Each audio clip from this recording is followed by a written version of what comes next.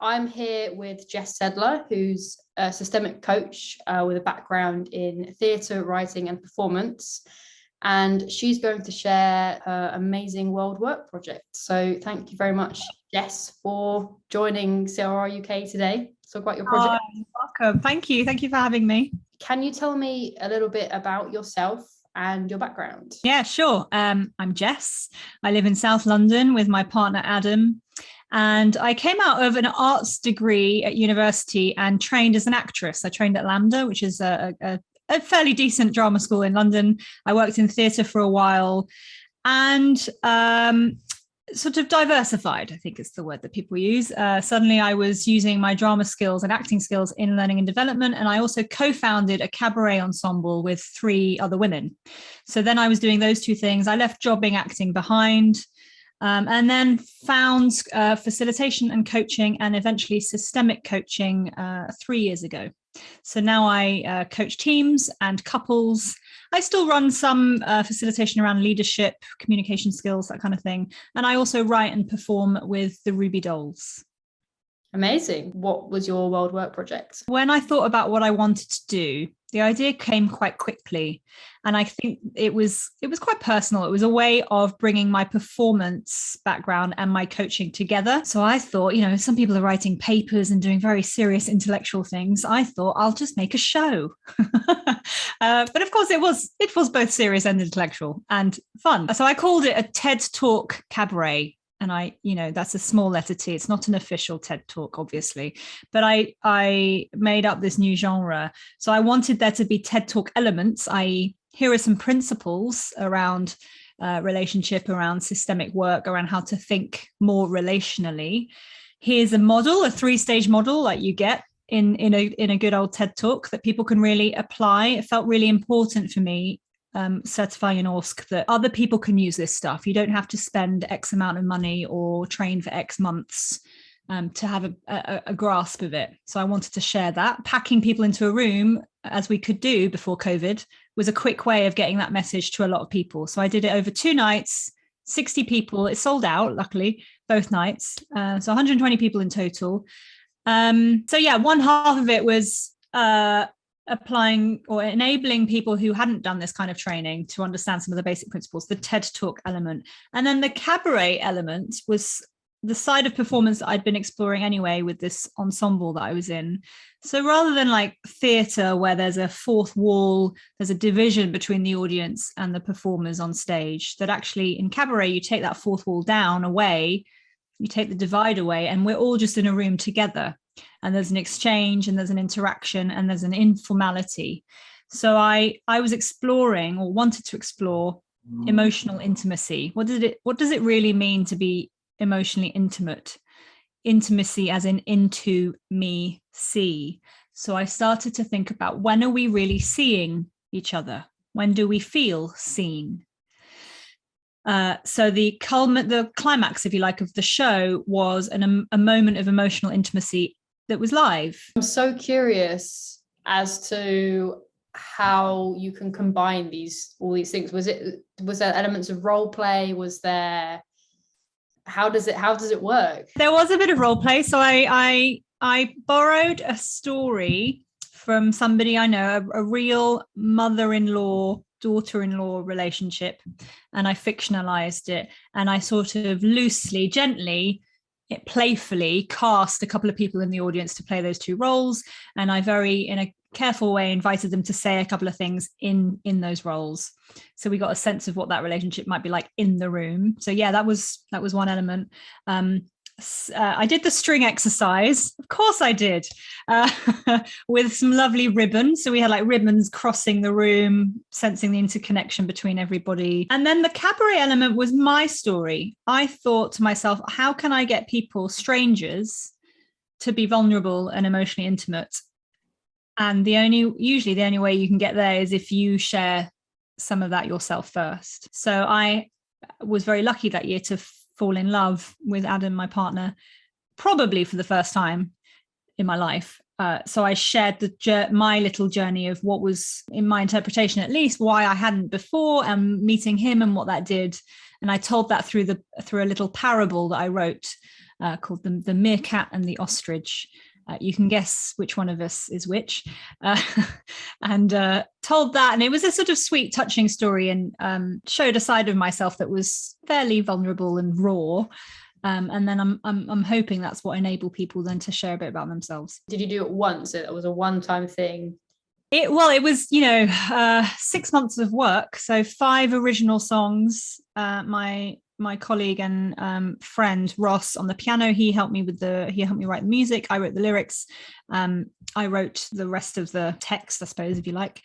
Rehearsed it in various stages with my good friend and collaborator Imogen, who's a theatre director. And so we aimed for 2 nights with a view to perhaps take it on so I had visions of going into people's living rooms with it, very intimate, or indeed even like non-traditional theatre spaces. So to boardrooms, to offices, to office spaces, to even start to think about how could you get people writing or speaking their own kind of cabaret, if you like, in service of greater emotional intimacy in any kind of relationship. But then, of course, COVID happened.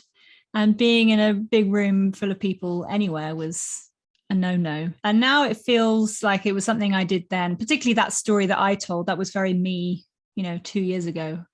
So I'm not sure if I would write exactly the same thing or perform exactly the same thing again, but there may be iterations of it. Is there anything else you want to say about why you decided to do this project in the first place? I'm still very driven to help people and help them grow their relational intelligence, the stuff that we're not taught at school, because there are practical steps that you can take. There are principles that you can apply that can help. And I think it's Esther Perel says that, the quality of your relationships determines the quality of your life. We are nothing without our relationships. So if we can be more proactive and more mindful, what is it that I can do? I think that's amazing, because I mostly have a music background as well. And so when I did the courses, I was like, well, I'm not an organizational person or a team leader, and so some of the scenarios I was like, but it completely changed my life. Did it? I mean, ORSC, because I think that, like you say, it's something that should be taught. And I think applying it in such a different context like you have is going to touch a different group of people in a way that they would never come across the modules and probably do them unless they were in that specific context. Yes, exactly. So I think that's amazing. This is one I'm really interested. What was the reaction? So I'm speaking both on the night and then maybe after it happened. Well, I sold it as a sort of scratch performance, i.e. here's a thing that I've put together. I've been working on it for some time, but it's, theatre takes a long time to refine, as does music, right? It's usually to get it really right. So the people who turned up were, many of them knew me already, so it was quite a generous audience, I'd say. But there were definitely people in the audience that I didn't know and didn't know me, and it was very warm. And I tried to be where I'm not. I tried to not take myself too seriously and sort of make fun of some of the techniques that I was using, that it might feel a little bit like an in-person workshop, which is the sort of TED Talk element, which helped, I think, break the ice and put people at ease. So the vibe was very warm. And then I did ask for feedback, some written feedback, and I got these lovely stories back. And one particular sticks in my mind. He was a friend of a friend, and in his email, he wrote that his mother had sadly died about 6 months beforehand, and it had really rocked him and his wife and their kids and their family. And his wife had been amazing at supporting him through this time, and he had carried around a thank you card for his wife for the last 2 months, I think he said, in his bag. 2 months. And he said, your show helped me find the words to write in that thank you card, and I gave her the card tonight. Wow, that's really powerful. isn't it? I thought that was lovely, and there was a big emphasis in the show on finding what's right about somebody and speaking it, tell them what you see to create that emotional intimacy. Tell me something you learned from your projects. Without it sounding too self-involved, probably to trust my instinct that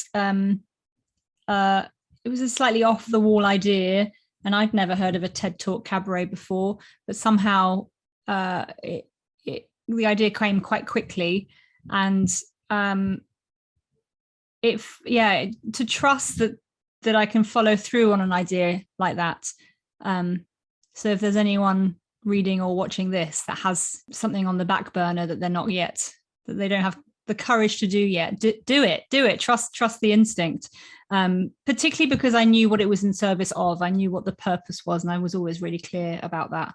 And it was incredibly empowering from the tiny idea right through to trying to raise some money to pay my collaborators, and then to see 120 people received the show so warmly. And then off the back, it also gave me courage to set up my own brand, my own coaching brand. Self and System came off the back of that too. So I'm pleased with that.